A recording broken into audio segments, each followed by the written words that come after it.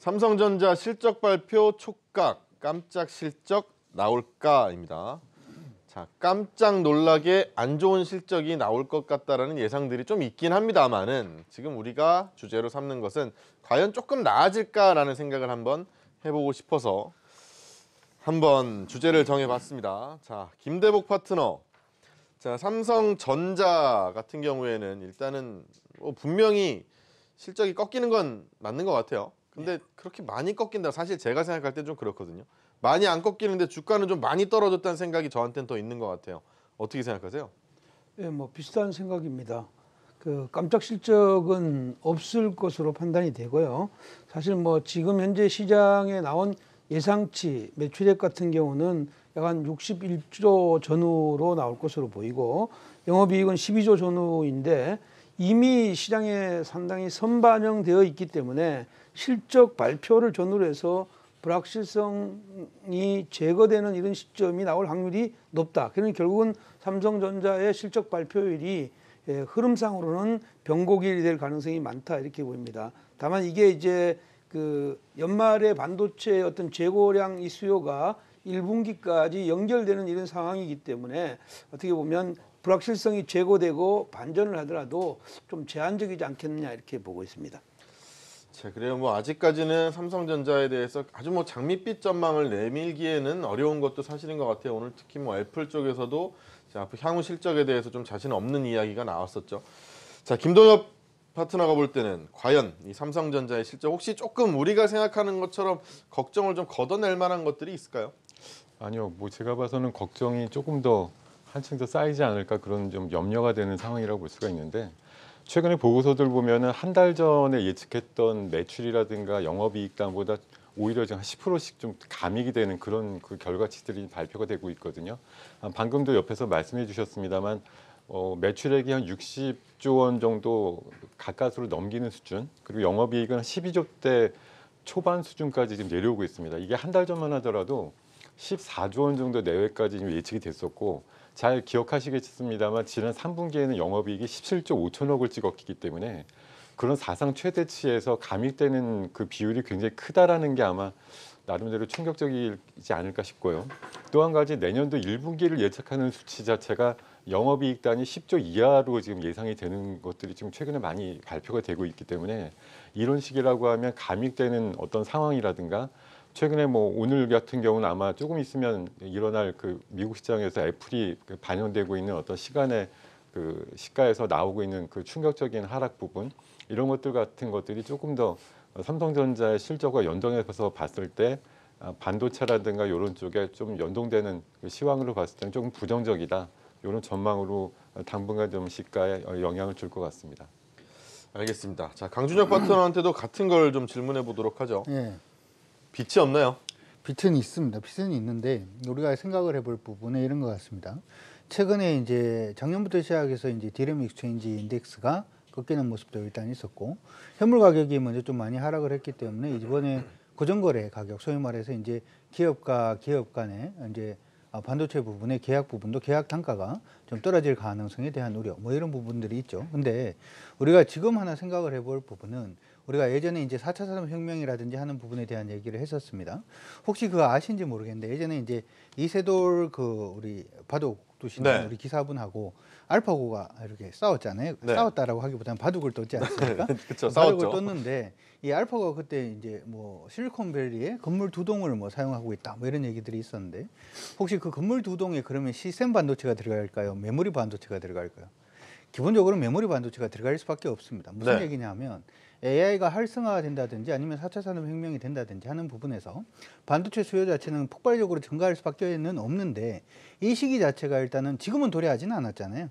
내년 이제 중반 이후가 돼야지 좀 이제 활성화된다라고 생각을 해본다면 내년 상반기까지는 조금 힘들 수 있다라는 부분을 먼저 말씀을 드릴 수 있을 것 같고요. 하지만 시간이 지나면서 4차 산업혁명 자체가 본격화된다면 여전히 빛은 있다, 이렇게 보시면 될 것 같습니다. 근데 제가 생각할 때는 문제는 그게 문제가 아니라 이번에 이제 애플이 실적을 굉장히 좀 하향 조정하는 내년 1, 4분기 실적을 거의 한 50억 달러 정도, 우리나라 돈으로 50조, 그 5조 원 이상 지금 하락, 실적을 하향 하향 조정하는 그런 모습이 일단 있었는데 이 부분이 더 크지 않을까 싶습니다. 무슨 얘기냐 하면 애플의 실적이 하향 조정된다면 아시다시피 애플의 아이폰 안에 들어가는 대부분의 부품 자체는 우리나라 삼성전자를 위시한 그 LG라든지 하는 쪽에 부품이 많기 때문에 이쪽에 일단은 매출이 좀 감소한다라는 얘기가 될 수밖에 없고요. 그리고 이제 애플의 실적 감소 부분에 얘기를 하면서 왜 이렇게 실적을 하향 조정을 하느냐라는 얘기에 대해 가지고 요번에 이제 중국의 카이 신제조 PMI 지수가 나왔는데 이게 지금 50을 하회를 했습니다. 무슨 네. 얘기냐 하면 중국의 경기 자체가 좋지 못하기 때문에 애플이 실적을 낮추겠다 이런 얘기가 되는데 아시다시피 중국 같은 경우에는 전 세계 반도체 부분의 한 60% 이상을 중국에서 사용을 하는데 이 중국의 어떤 경기가 좀 둔화됨으로 인해 가지고 소비가 이제 조금 촉진이 되지 못한다면 이 반도체 부분의 한 60% 수요를 담당하고 있는 그 부분이 좀 문제가 되면 당연히 반도체 수요 자체도 조금 둔화될 가능성이 있겠죠. 기본적으로는 이번 4분기 실적보다는 이러한 이제 불확실성의 어떤 부분에 초점이 좀 맞춰질 가능성이 높지 않을까 이렇게 생각이 들고요. 그렇게 생각을 한다면 삼성전자는 단기적으로는 좀 피해야 되지 않을까 이렇게 정리를 해볼 수 있을 것 같습니다. 자, 그래 뭐 기왕 이제 강준혁 파트너가 이제 애플 관련한 이야기를 했으니까 나머지 두 분한테도 제가 좀 질문을 좀 드리고 싶은데 애플 얘기를 또 안 하고 넘어가기엔 좀 그래요. 삼성전자 얘기까지 했으니까 마침 또 꺼내주셨으니까 자, 애플이 실적을 이제 자신 없게 불렀어요. 자, 그리고 났더니 이제 뭐 그 안에 들어가는 부품은 사실 또 뭐 말씀하신 것처럼 우리나라 거란 말이에요. 근데 그 부품들 중에서도 뭐 예를 들어서 뭐 트리플 카메라라든지 이런 쪽은 오히려 괜찮다. 그냥 뭐 상쇄할 수 있다라는 얘기도 분명히 있고 혹은 XR 쪽에 들어가는 그런 부품주들은 많이 좀 꺾일 수 있다라는 얘기들이 있습니다. 과연 이 안에서도 우리가 선별할 수가 있는 건지 아니면 전체적인 분위기가 안 좋으니까 다 피해가는 게 맞을지에 대해서도 이제 한번 여쭤볼게요. 어떠세요? 일단은 뭐 지금 이제 우리나라의 애플 관련주들은 그 이미 애플 주가의 하락과 함께 같이 빠져 있기 때문에 네. 뭐 상당한 부분을 선반영됐다고 봅니다. 지금 현재 삼성전자가 주가가 지금 현재 실적에 비해서 과잉 반응을 보였던 것처럼 지금 애플 관련주들이 이미 우리나라의 그 지금 그쪽 관련주들은 이미 바닥권에 거의 와 있는 이런 상황이기 때문에 애플이 실질적으로 충격 파장이 온다면 일시적으로는 같이 동조화 현상을 가겠지만 진폭 자체는 차이가 좀 나지 않겠느냐 이렇게 보고 있습니다. 직접적인 애플의 진폭보다는 사실은 우리 예. 부품주는 좀 나을 수 있다. 전체적으로 다. 예, 그렇습니다. 네, 김동엽 파트너가 볼 때는 뭐 아까 막 우리 김대복 파트너처럼 네. 전부 다 그냥 뭐 그 정도는 아니야 괜찮아로 넘어갈 수 있을지 아니면 선별을 해야 될지 아니면 다 같이 망가질 수 있다라는 입장이신지 어떠세요? 항상 좀 내릴 때 사실 우리 투자가 여러분들한테 좀 글쎄 안심을 시키려고 사실 많은 용어를 쓰는 부분이 선반영이라는 얘기들을 사실 많이 하거든요. 네. 그런 부분 제가 좀 가끔 지적을 해드리는데 아 옆에 계신데 아니 지적하시나요? 우리 지금 대표님께서 말씀해 주시는 게 뭐 일상적이라서 그 좀 이상하다는 말씀을 드리는 게 아니라 네. 통상적으로들 수년 동안 많이들 쓰고 계신 용어라는 거죠. 근데 실제 뚜껑을 열어보면 선반영돼 있는 부분도 분명히 있지만 후반영되는 부분도 상당히 있다. 내일 그러면 선반영 됐으니까 바닥치고 내일부터 올라가느냐 이런 모습으로 나오는 건 아니라고 생각이 들고요.